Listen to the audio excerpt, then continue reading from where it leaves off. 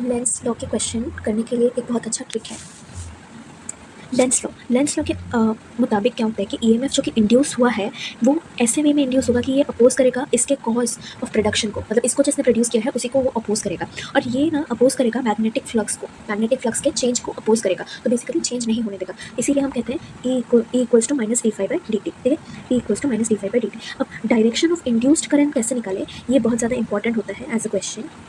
अब इसको हम अभी समझते हैं। पहले तो हमें ये याद रखना है कि नॉर्थ जब होता है, अगर ये नॉर्थ होगा तो ये हमेशा एंटी क्लॉकवाइज मूव करेगा, एंटी क्लॉकवाइज डायरेक्शन में मूव करेगा, और ये अगर साउथ होगा तो क्लॉकवाइज डायरेक्शन में मूव करेगा। अब हमें नॉर्थ है या साउथ है हम कैसे निकालें?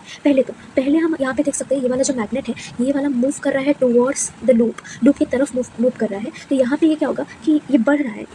मतलब इलेक्ट्रिक फ्लक्स जो है, ईएमएफ जो है वो हमारा मैग्नेटिक फ्लक्स जो है चेंज उसका ज़्यादा हो रहा है, और ईएमएफ जो है ना वो बढ़ रहा है। मैग्नेटिक फ्लक्स का चेंज ज़्यादा हो रहा है, ईएमएफ जो है वो बढ़ रहा है, तो इस ईएमएफ अभी ये जो ईएमएफ बढ़ रहा है वो अपने आप को अपोज करेगा। तो ये अगर इस डायरेक्शन में जाएगा, अगर ये इस डायरेक्शन में जाएगा तो फिर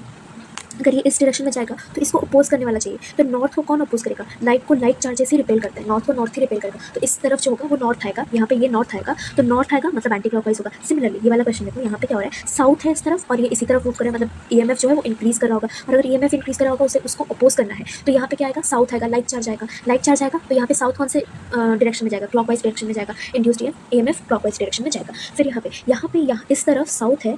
पर ये इस तरफ मूव कर रहा है, तो अभी ये चाहता है कि इसका ईएमएफ बढ़े, ईएमएफ को बढ़ाना चाहता है, तो यहाँ पे अनलाइक चार्जेस आएंगे ताकि ये इसको इस तरफ खींच पाए, इसलिए यहाँ पे अनलाइक चार्जेस आएंगे। नॉर्थ आएगा मतलब एंटी क्लॉकवाइज होगा, नॉर्थ आएगा मतलब एंटी क्लॉकवाइज होगा। फिर यहाँ पे है हमारा नॉर्थ है पर ये इस तरफ जा रहा है, उल्टे डायरेक्शन में जा रहा है, साउथ यहाँ पे है, इसीलिए यहाँ पे हमारा साउथ हो जाएगा, क्योंकि अनलाइक चार्जेस जो है वो एक दूसरे को अट्रैक्ट करेंगे, तो ये वाला नॉर्थ को इधर लेने की कोशिश करेगा ये, तो ये साउथ होगा, तो ये कौन से डायरेक्शन में मूव करेगा, क्लॉकवाइज डायरेक्शन में, समझ गए। फिर आता है ये वाला।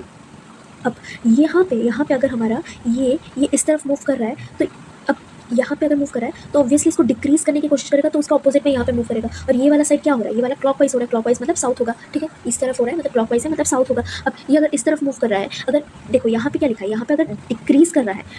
रहा है तो अलग चीज़ होगा, और इंक्रीज कर रहा है तो अलग चीज़ होगा। बेसिकली यहाँ पे क्या होता है, एक सेकंड, यहाँ पे बेसिकली क्या होता है, यहाँ ये वाला लिखा है कि ये डिक्रीज करवा रहा है और ये इंक्रीज करवा रहा है। अगर ये इंक्रीज करवा रहा है, ये वाला पार्ट, ये वाला जो अगर है वो अगर इंक्रीज करवा रहा है, तो ये जो है इसको डिक्रीज करवाएगा जैसे भी हो जाए, तो इसीलिए ये ऐसे मूव हो रहा है उसके अपोजिट डायरेक्शन में। अब यहाँ पे जो है ये इस तरफ मूव हो रहा है, मतलब डिक्रीज करते हुए इस तरफ मूव हो रहा है, तो इसको इंक्रीज करना पड़ेगा, तो वो उसके सेम डायरेक्शन में मूव होगा, तभी जाके ये इंक्रीज होगा, ठीक है। तो यहाँ पे तो ये क्लॉकवाइज हुआ इसीलिए ये साउथ है, या फिर साउथ है इसलिए ये क्लॉकवाइज हुआ, पर यहाँ पे दूसरे कंडीशन आते हैं जहाँ पे ये नॉर्थ भी हो सकता है, ठीक है।